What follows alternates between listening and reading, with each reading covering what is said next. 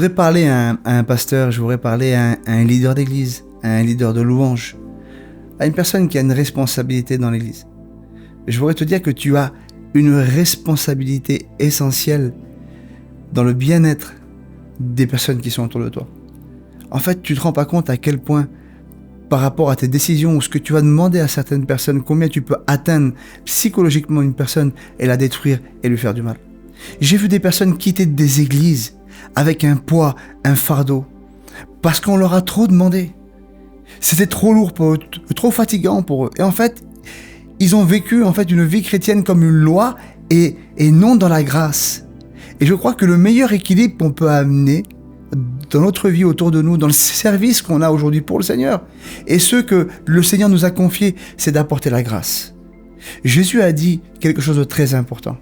Il dit « Mon joug n'est pas lourd, mais il est doux et léger ». Et il faut reproduire aujourd'hui, nous, en tant que leaders, avec les gens que Dieu nous confie, vraiment ce schéma-là. Ne pas mettre un fardeau sur ces personnes-là, mais que ça soit doux et léger. En fait, on a un devoir d'accompagner ces personnes spirituellement. En fait, le devoir d'un leader dans une église, c'est de déceler le talent et de dire comment je vais faire pour l'amener au plus haut de son potentiel. On a besoin vraiment de vivre les choses avec notre cœur. L'église, c'est pas une machine. L'église, c'est pas une entreprise. L'église, c'est des cœurs, c'est des vies, c'est des âmes qui sont là. C'est des cœurs qui battent, c'est des pleurs, c'est des sentiments qui sont là. C'est des émotions qui sont là. Et on n'a pas le droit de jouer avec ça et surtout de faire de la manipulation. Non. En fait, il y a deux questions à se poser. La première question, c'est comment je fais pour amener cette personne que Dieu m'a confiée, je suis un leader, là où Dieu veut qu'elle aille, là où Dieu veut qu'elle arrive, mais en prenant soin d'elle.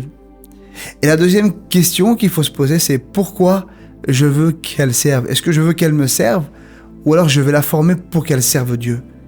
Et en fait, ces intentions-là sont très importantes.